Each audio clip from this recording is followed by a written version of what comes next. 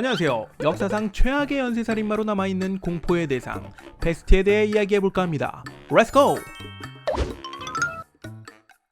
몸 여기저기에 시커멓게 썩어들어가며 죽기 때문에 흑사병이라고도 불리우는 이 전설같은 병이 최근 다시 발병하고 있다는 사실 알고 계십니까? 패스트는 쥐에 기생하는 벼룩에 의해 패스트균이 옮겨져 발생하는 급성열성 감염병입니다. 쥐벼룩이 야생동물이나 사람을 물어 감염되기도 하며 감염된 야생동물이나 감염된 사람에 의해 전염되기도 합니다. 감염된 환자가 기침을 하며 튀어나오는 균이나 분비물, 배설물 등에 의해 전염되는 것이죠. 전염성도 강하고 사망률도 매우 높은 이 병은 보통 1일에서 7일 정도 잠복기를 거쳐 38도 이상의 고열, 두통, 호흡곤란 등을 호소하다가 살이 검은빛으로 변하며 사망하는 질병입니다. 치사율 100%에 이르는 무시무시한 병이지만 발병 초기 2일 이내에 발견해 항생제를 투여하는 경우 조기 치료가 가능합니다.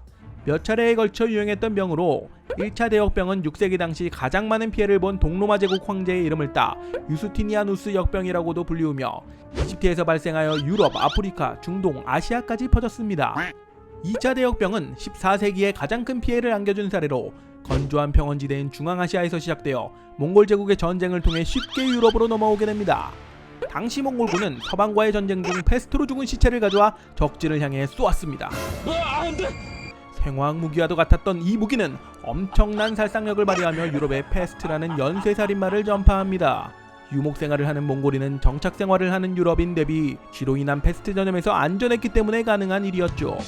그리고 죽음의 배사건이 있었는데 1347년 시칠리아의 메시나 항에 12척의 제노바 상선이 도착했습니다. 선원들을 맞이하기 위해 배에 올랐던 주민들은 끔찍한 광경을 목격하게 됩니다.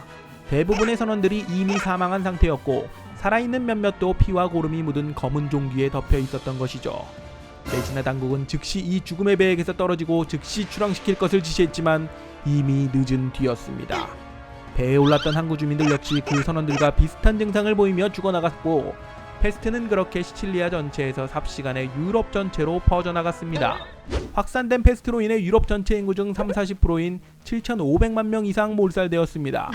패스트가 심한 기간 평균 연령이 겨우 17세에서 27세밖에 안 되었으며 인구 회복까지 2세기가 걸렸으니 인류 역사상 가장 참담한 역병이었다 할 수 있습니다. 1차 대역병 대비 2차 대역병의 피해가 더욱 컸던 이유는 교역에 있습니다.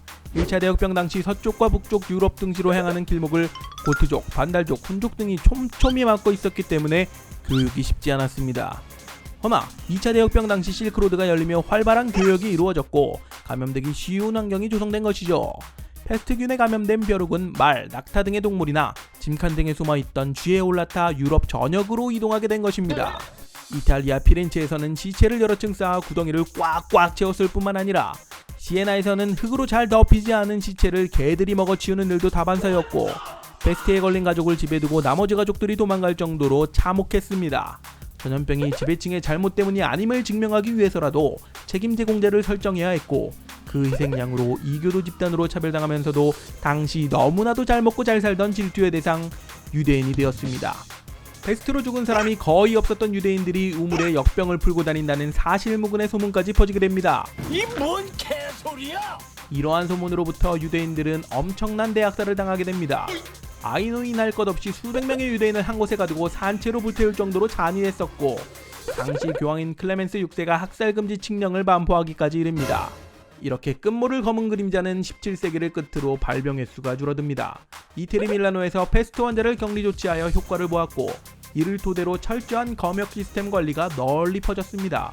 또한 수많은 치료법과 함께 위생 상태가 호전되었으며 감염에 큰 역할을 하던 쥐의 면역력 증가로 서서히 사라지게 된 것이죠. 전염병에 대한 좌절과 극복 속에서 바라본 인류의 역사들이었습니다. 오늘의 주절거림은 여기까지. 다음 시간에도 좋은 내용으로 찾아뵙겠습니다. 구독과 좋아요 부탁드립니다. 감사합니다.